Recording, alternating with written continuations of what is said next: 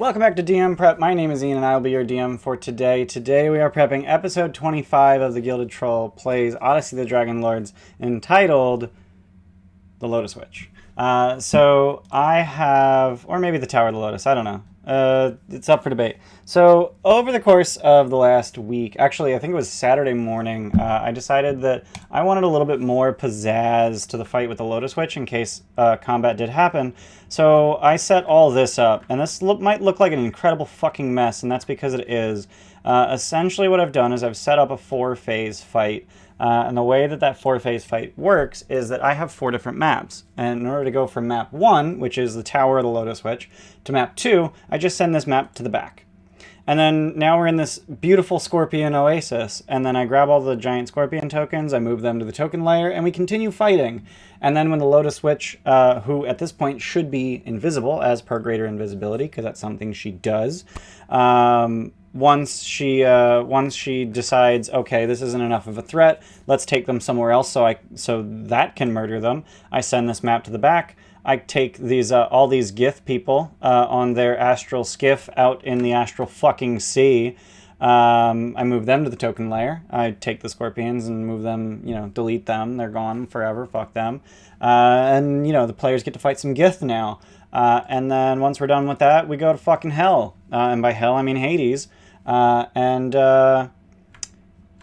we grab a bunch of Mesoloths and a Nikoloth. Where's a Nikoloth?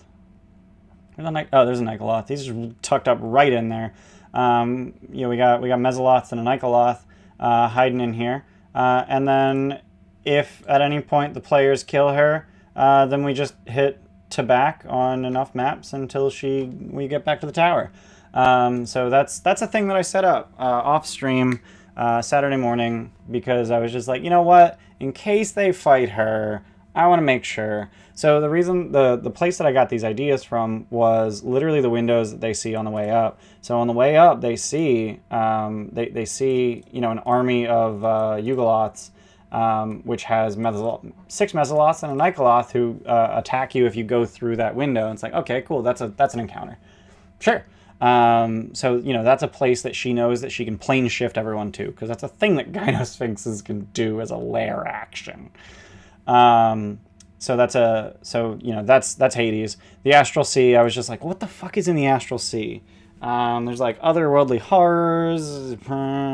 Yeah, I mean, honestly, it might not happen. They might not fight her. They seem to be under the impression that they can just like do a quest for her and still get the Belt of Fire Giant strength.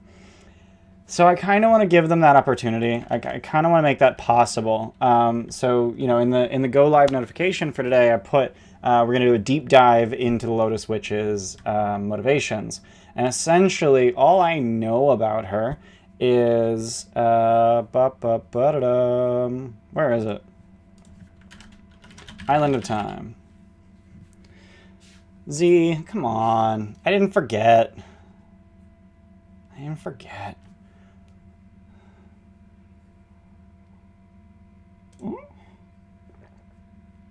Nope. Nope. It is the Island of Time, right? Shit. Does it not say? I could have sworn it said she was in exile from the Island of Time. Yeah, I know, you're just busting my balls. Lotus Witch. Lives in the tower. Sphinx keeps to herself. I could have sworn it said something about... An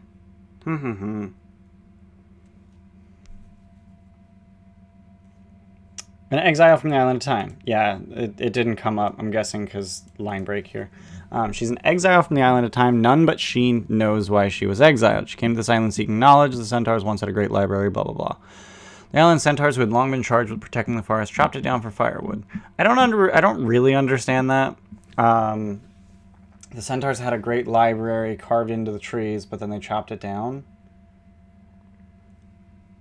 It seems like, I don't know, it seems kind of dumb that they would do that to themselves. So I'm going to say that it wasn't the centaurs' library. It was just trees that had knowledge carved in them in a language that the centaurs didn't know.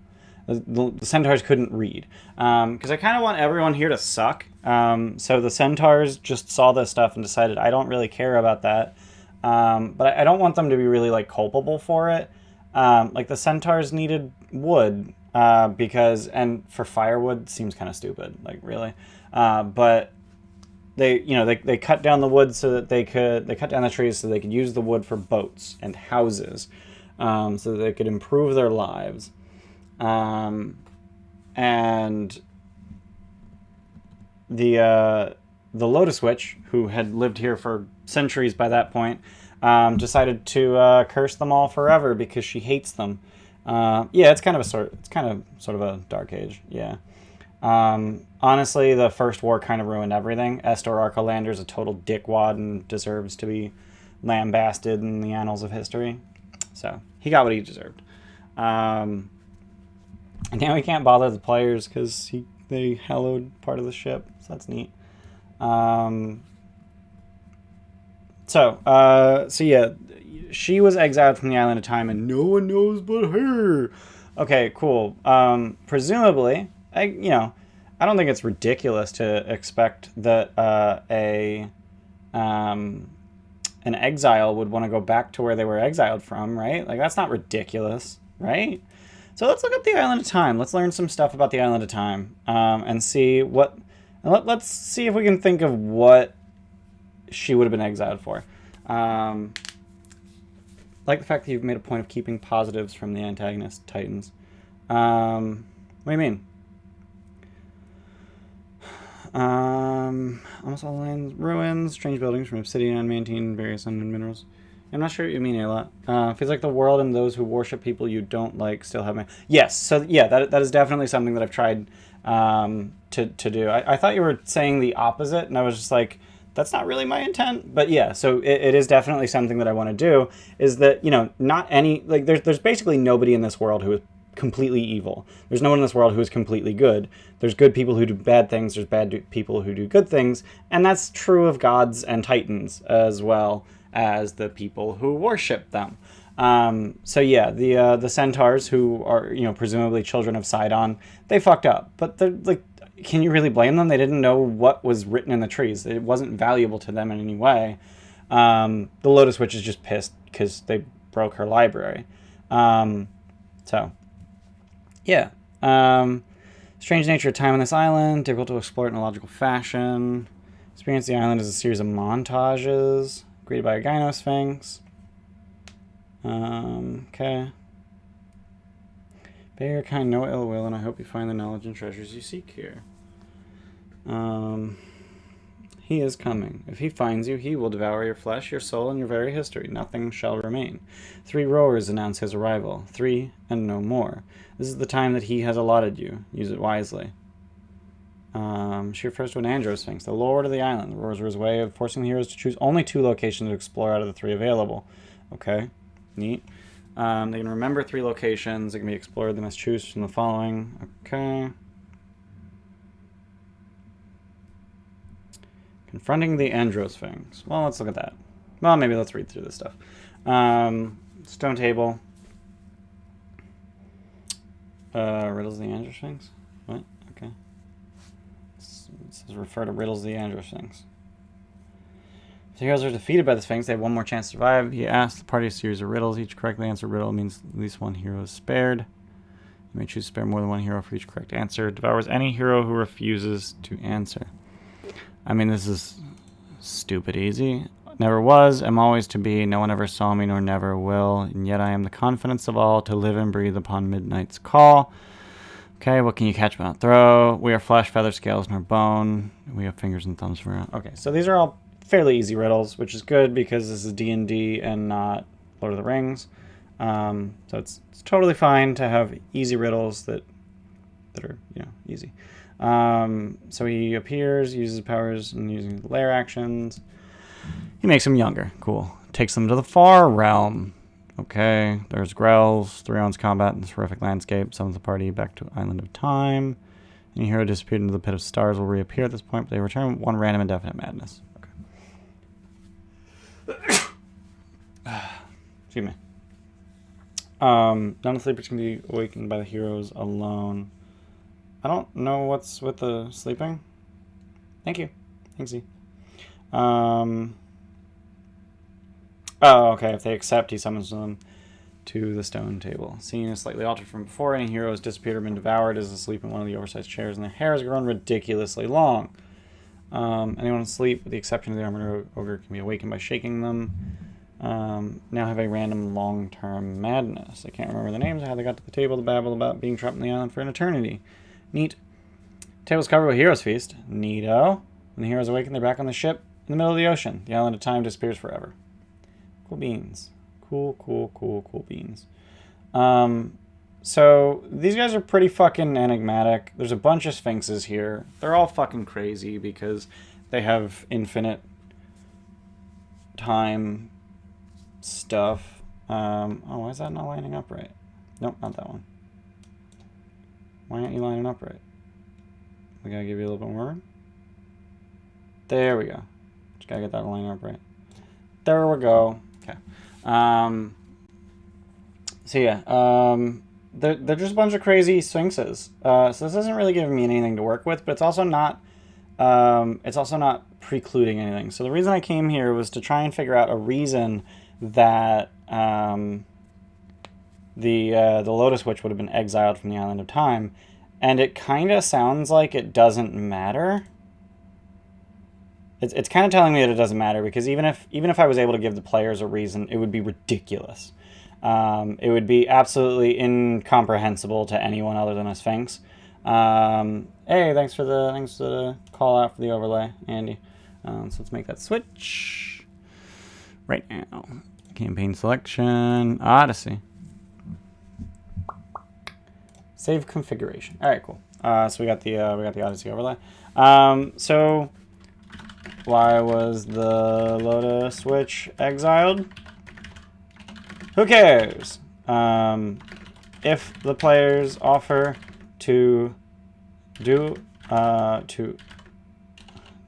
her a favor in exchange for the belt of Fire Giant Strength, maybe she asks that they rescind her exile.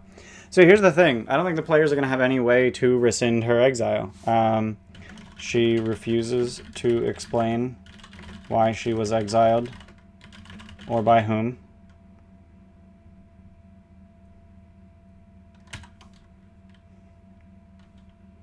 Honestly, I'm just trying to make this as impossible as I can, because there's no reason she would expect them to even be able to do it. So she's just gonna say, yeah, I mean, if you can get me unexiled, yeah, I'll give you the fucking belt. The PCs may also suggest a game of 20 squares.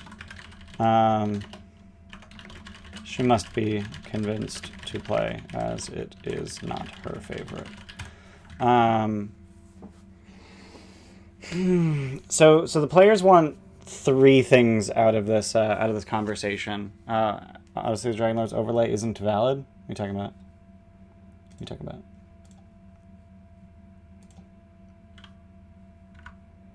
What are you talking about? It's Nibbles' adventure. What are you talking about? What are you talking about? You just bust my balls? Come on. Mr. Nibbles, so the Adventures of Mr. Nibbles isn't until the 8th. So Odyssey of the Dragon Lord is going to be Saturday, as scheduled. So yeah, I did announce the Adventures of Mr. Nibbles, but I guess I'll do it again. So for those of you who are following along with our Odyssey of the Dragon Lords campaign, you'll know that in episode 23, you're very drunk. Got it. It's like 1:45. Go celebrate. It's in episode 23, Remir sent his homunculus servant, Mr. Nibbles, off into a tunnel. Hey, we got 1,500 bits from Andy. Thanks, Andy. What them bits for? What them bits for? I think I already know, but what them bits for? So yeah, the Adventures of Mr. Nibbles, anything I want. I'm taking a crit. I like crits. I like crits a lot. Hell yeah. So the Adventures of Mr. Nibbles will be on Friday. I keep getting interrupted. Episode 23. Remir sent Mr. Nibbles, his homunculus servant, down a tunnel. They don't know where the tunnel goes to. Yesterday, Andy and I prepped the Adventures of Mr. Nibbles, so you can check that out in our Twitch VODs. I'm going to get that up on YouTube at some point. I'm literally not allowed to put it on YouTube until after 24 hours pass after the stream ended, so that's about 2 hours from now. But it's in Twitch VODs, so... But we prepped the Adventures of Mr. Nibbles, and I will be playing that with Luke on Friday, January 8th at 6 p.m. EST. And it's gonna be real fun. We're gonna find out what Mr. Nibbles found down that tunnel. But yeah, so the PCs essentially want three things out of this conversation. They want the Belt of Fire Giant Strength, that they already know she has. They know she has it.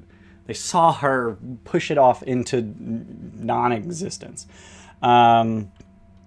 They want information about a variety of topics, and they want the ending of the curse of the Scorpion tribe. So they already have, if I recall correctly, they have 3 questions remaining, or 4 questions remaining. They think they only have 3 questions remaining, because the first question they asked was, what the hell's with my curse? And Scorpius was told that he can end it at Typhon, but he'll need an artifact that will protect him from lava because he has to jump into the volcano. And then Scorpius asked, well, can I have it? And she's like, well, yeah. Or he asked, where is it? And she said, I'll give it to you if you can answer this question. And I'm not counting that as one of the questions. So they technically have 4 remaining. PCs have 4 questions remaining of the Lotus Witch. She does give 5, right? She'll ask 5 questions. She knows everything there is to know about Thylee and its history, and after asking any questions, she'll send the heroes on their way. I'm not going to do the reappear outside of the tower and unable to gain entry ever again. I'm going to have her dismiss them, and when they get back to the bottom, the door will be there again, and then once they leave of their own accord, then they won't be able to enter ever again, which could be a problem. They might. I'm not entirely sure what to do from there, because Scorpius kind of needs that belt for his epic path, but maybe he just fails his epic path. You know what I mean? Like, at this point, they kind of need to get her to play a game of 20 squares and then wager something she wants, which I don't even know what they could wager. Real talk. And then they need to win. So, woof. So one of the things that is really interesting about 20 squares is that you can wager meta currencies on a game of 20 squares. You can wager hit points, you can wager spell slots, you can wager hit dice, you can even wager inspiration, cheerspiration, take 20s, and auto crits. So I could actually get my players to wager a buttload of cheerspiration, and then it would just go to me, the DM. If they lose, that is. So I think that could be really, really neat. And she'll just happily play a game for 5,000 bits worth of meta currencies. So that's a lot of stuff. It's 3 auto crits and a take 20. That could hurt. That could hurt them a lot.